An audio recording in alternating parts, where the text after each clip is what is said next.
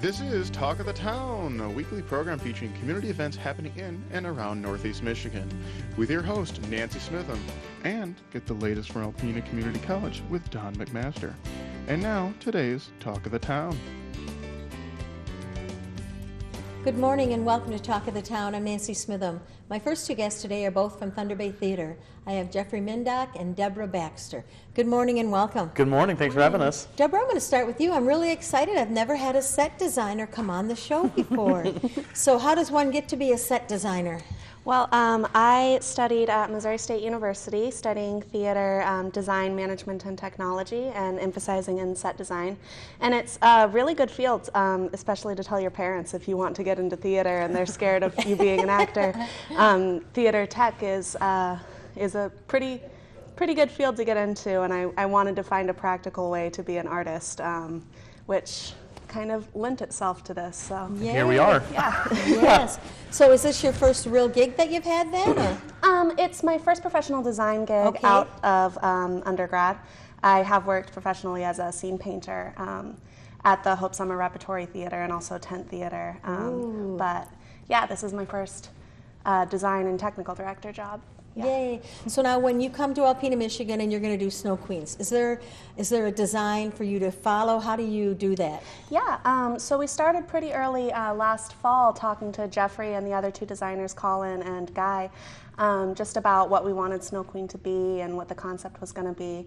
And just kind of took it from there collaboratively, talking about the play and what we liked about it. And then we all went home for Christmas, and I kind of used that time to come up with what we wanted Snow Queen to look like. And I'm sure it's a different adaptation for every stage that you're on because every stage is different. Yeah, Absolutely. yeah, definitely. Oh, exciting. Well, I'll come back to you again. So today we want to talk about Snow Queen. Right, and we already got started with the set design. Okay. Kind of what Deborah was talking about was the design process that we go through for all of our shows. It usually starts about 2 months before we even hit the first rehearsal, and I usually will read the script as the director, send out my concept to the designers, and then they will give their feedback, and then we start drawing and picturing and all of those things, and that's how we get to where we are on opening night. Okay, wonderful. So I'm sure with a job like you have that makes you very popular wherever you go because you can't have a production without a good set. Exactly. Yeah. And you know, sets can make or break a show. They truly can. That's true. That's something that we've really focused on since I started at Thunder Bay Theater, is really paying a lot of attention to detail in the sets, the costumes, the sound, the lighting, just because that's really what brings an entire show together and really makes it a complete production. Okay. So now, Snow Queen, what kind of a set are we going to see?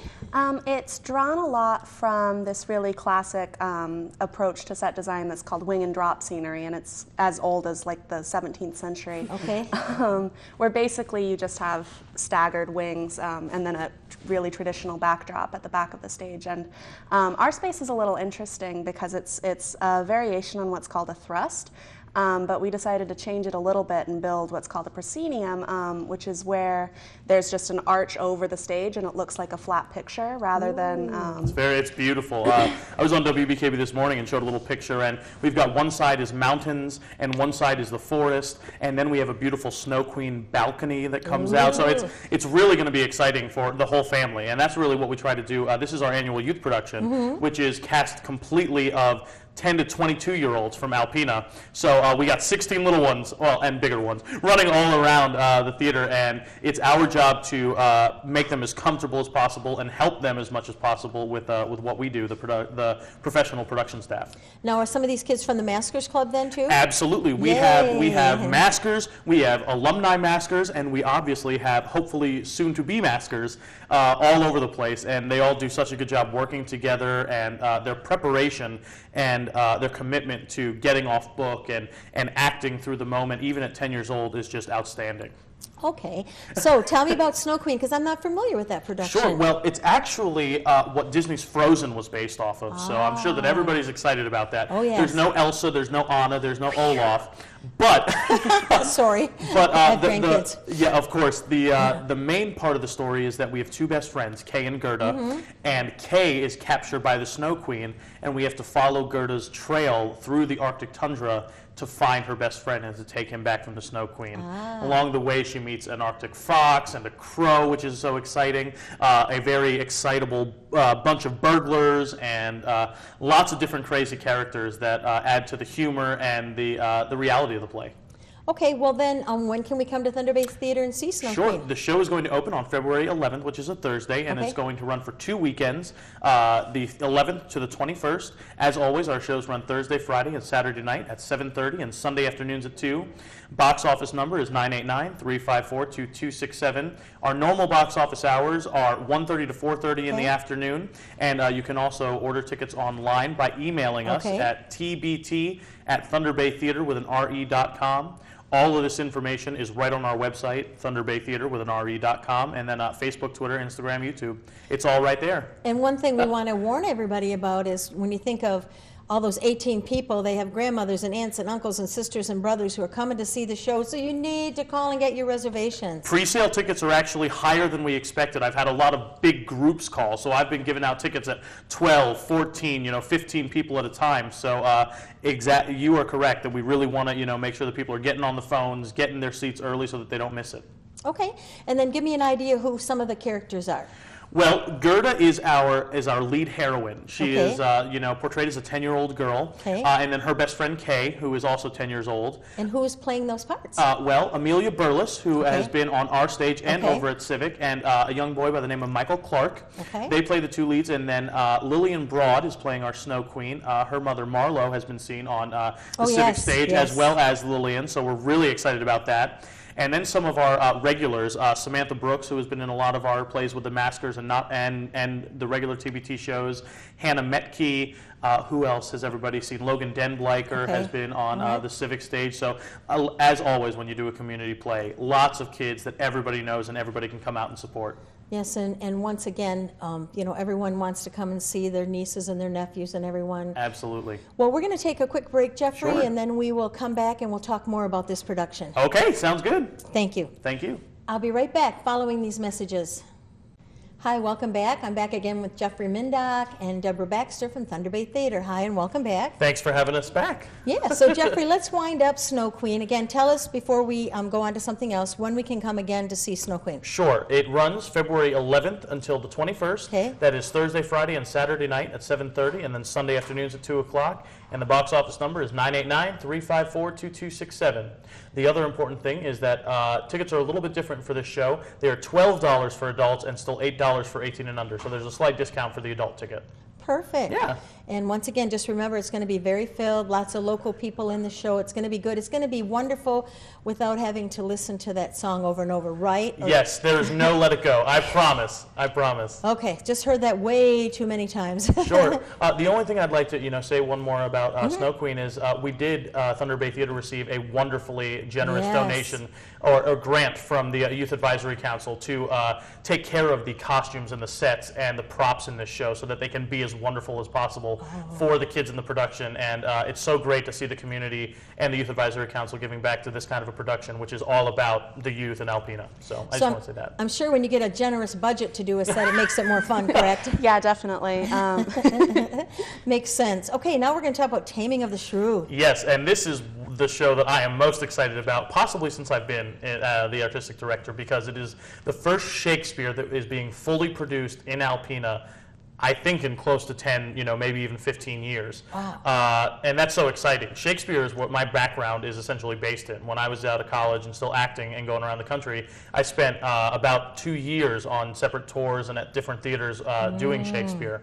So the other exciting part of this specific production is that our concept is post-World War II. Oh. And our lead, who is supposed to be portrayed as a rough-and-tumble woman, is going to remind our audiences of Rosie the Riveter. Ooh, And, okay. and everything kind of falls out from that. And I would love for Deborah to tell you about our scenic design, which we just kind of finalized a few days ago, which is very exciting.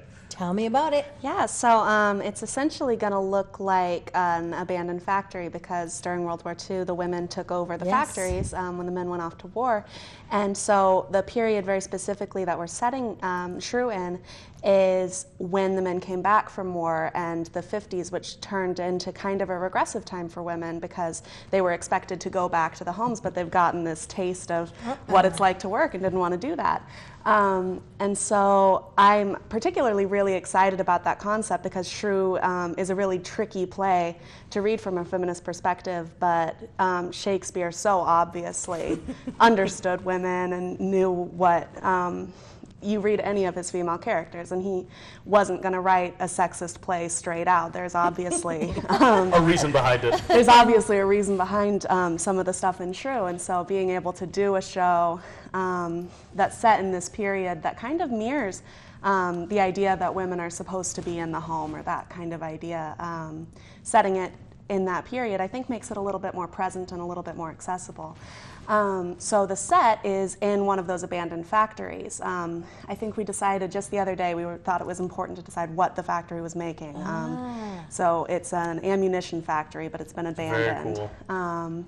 And so it's kind of Kate in this world that she had some power in, and now that's been taken away from her when the soldiers come back from war. Absolutely. Okay, tell us the story of Taming of the Shrew. Okay, I'll try to. It obviously was Shakespeare. The Right. plots are long, and there's a lot of things going on. But we have Kate, who is our shrew, and she lives with her father and her sister. And the father is trying to wed his betroth his daughters, and find them suitors. And his rule is that he will not wed give away his youngest daughter Okay. without giving away his oldest daughter first. Ah. And because she is so rough and tumble, all of the men in town are afraid of her. So in comes our James Dean-esque character, Petruchio, who is looking for a dowry and looking for a wife who just came back from war. And he says, I'm going to do it. I can conquer any woman. I can make magic happen. And that's where a lot of the comedy ensues. There's a lot of mistaken identity in the play because there's 3 men who are chasing the youngest daughter, and they all put on different personas because the father says that he would like her to be educated and have music in her life and all these things. So there's lots of mistaken identities, lots of pinches and ouches in terms of wit and physical comedy and all that kind of witty banter that goes on. It's exciting that the play deals with such serious material, but is absolutely a comedy from start to finish. We're so excited about it. Okay, yay. So what are the costumes going to look like, and who's doing that? Well, Guy Lee Bailey is our costume Okay. designer, so just like Deborah, he is in charge of costume for the entire season. And it's going to look just like you would expect it to look, possibly some army drabs, the 1950s dresses Okay. that are, evocative of the 50s for the women. Our older gentleman, who is actually Pat Jocks, he hasn't been on the Thunder Bay Theater stage in about 2 years, and we're excited to have him back. yes. Yeah. He is essentially going to be the owner or the foreman of the factory, who's trying to wed off his daughters and things like that. So we're really excited about doing a lot of research into different movies and different historical representations of what this show is going to look and feel like, which in a town like this should bring back all waves of nostalgia and bring yes. everybody right back to the good old days. So I think we have enough time to say who's playing the main characters. Sure. Well, we have 2 returning core company members for Okay. this play. Corey Keller, Okay. who was here for Jacob Marley's Christmas Carol and Disney's High School Musical, is going to be playing Petruchio. Okay. And Emily Senkowski, who was also in Jacob Marley's Christmas Carol and Nunsense Jamboree, and also that's the very first summer season we were here, she's coming in to play Kate, the shrew. Very so good. hopefully our audiences will remember those names and be very excited about coming and seeing those guys in the show. And then we have 2 other professional actors. One is Chrissy Cody. She's going to be a new member to the core Okay. company. And Ben Ford, who actually is an Alpena native. He's currently living in Los Angeles, and he sent me his material, and I said, oh my goodness, let's bring you back. And he was actually just in The Wizard of Oz at Civic. okay. So lots of familiar faces, and then the rest of the cast is filled out with more Masker students. Which good. is so great, as we just spoke in the break, the whole plan with the Maskers program was to get them more comfortable and make them feel like they want to be at the theater and that they are welcome at the theater. And clearly in Snow Queen and Taming of the Shrew, and then looking forward to our summer plays, that's exactly what's happening. Okay, we have enough time now to say when we can come to see Taming of the Shrew. Even Great. though it's a little ways out there, we Sure. want to make sure we get those dates. That show's going to open March 3rd and run Okay. until March 13th, another 2-week run. Okay. And same times and days. It's Thursday, Friday, and Saturday night at 7:30, and then Sunday afternoons at 2 o'clock. Thank you both very much for being here, and thanks, Jeffrey, for incorporating the community and everything that you do. It makes it really important, and I think it's a wonderful thing to do. I know you don't have a lot of time, so I appreciate the time and energy you do put into that. Well, I appreciate that. I appreciate this community, and I always love being able to give back. Thank you. Thank you. Please stay tuned for Don McMaster following these messages. Greetings, everyone, and welcome to Talk of the Town. I'm Dr. Don McMaster. I'm president of Alpena Community College, and I'm pleased to have as our guest this morning Tim Kuhnlein, political science instructor at ACC, Dr. Greg Adamus, retired instructor, musician, and all-around Renaissance man. Welcome. It's nice to be here. Thank you for having us. Yes. Well, last week, Thursday, you gentlemen put on a community lecture related to ISIS and the clash of civilizations between ISIS and the West. How did it go? I think it was a great success. We had over 100 people present and pretty dynamic dialogue. And of course, the true test of an event like that is the talk after. And we're still hearing people comment about how confused they are by how much information we shared, but very appreciative and very complimentary of the whole purpose of the exercise. I felt the audience wanted clarity. I sensed that they had a sense of relief finally about understanding the who, what, where, and why of this whole situation. And probably more thanks to Tim than me, hopefully they left Grantham Theater knowing a little bit better how to vote coming up next November. Very good. What was your motivation for doing it? Whatever it is, I commend you for it, but I'm curious. This was Greg's idea. Yes, I admit I called Tim. Basically, I watched the presidential election cycle. I'm really into it, and I noticed that the different approaches and different solutions offered by the different candidates were some were crazy to the left, some were very conservative, some of them matched our current policy, and some of them praised President Obama. Others were very critical. So I thought, look, this is a local issue because we're all going to have to vote. So why not call the best guy in town who knows all about politics and just have a local gathering of people to talk about the differences in how to approach the phenomena, the specter of ISIS. But I think one of the benefits also is that Greg covered all the acronyms, ISIS, ISIL, Islamic State. There's so many, Daesh, there are so many different terms used for the same small group of people. We're talking about roughly 40,000 people. That's the size of Alpena County, roughly. And the question is, who are they? What are they all about? And Greg did a nice survey of the history and what these acronyms mean, how they've evolved over time.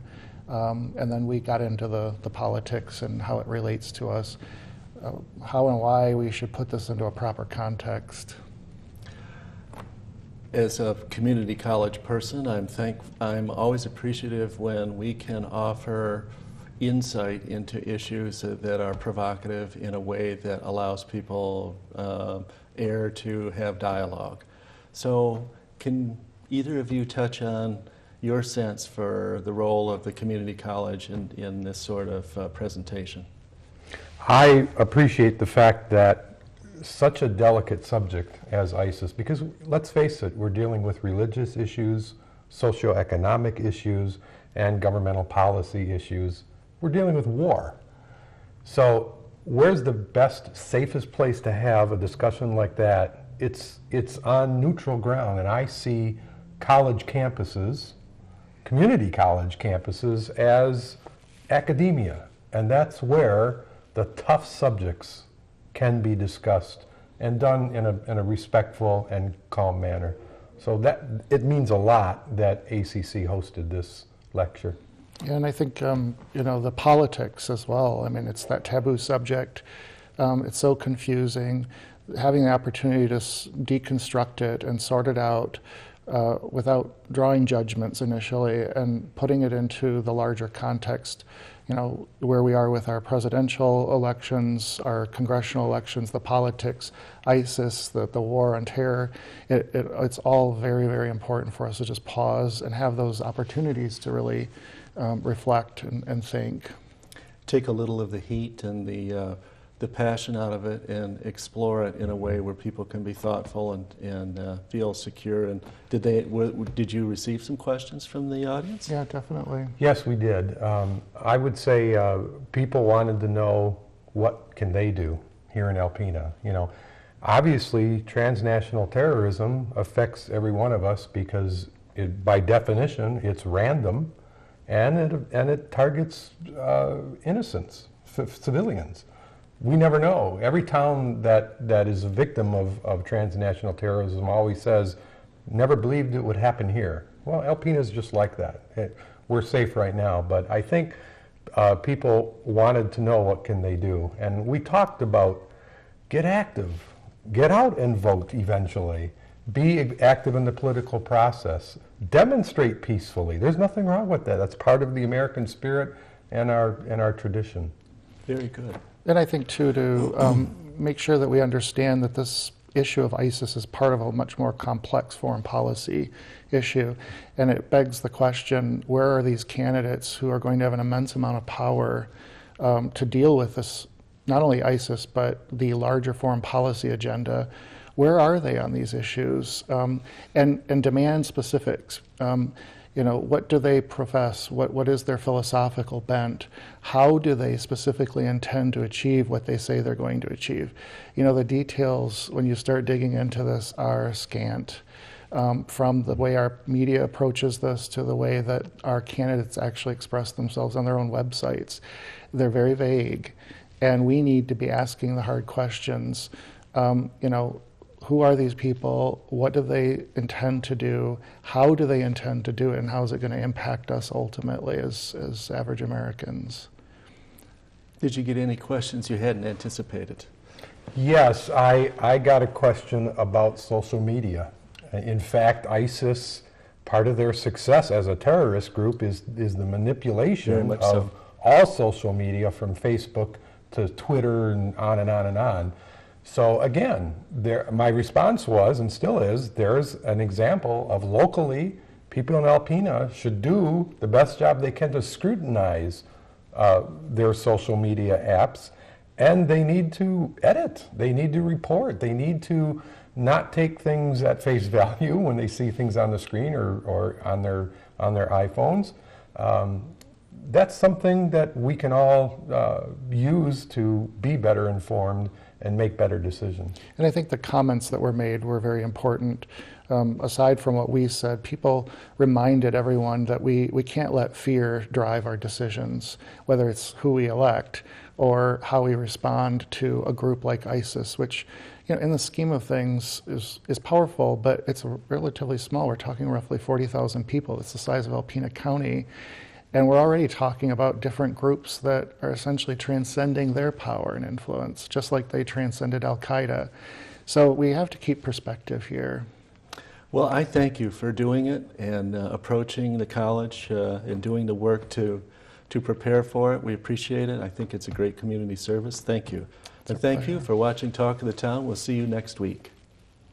This has been Talk of the Town with your hosts, Nancy Smitham and Don McMaster. For a list of events taking place in Northeast Michigan, please visit our website at wbkb11.com and click on the community link. This has been a Thunder Bay Broadcasting Corporation production. The Talk of the Town furniture and set design are provided by Young Appliance Art Van Furniture on US 23 South in Alpena.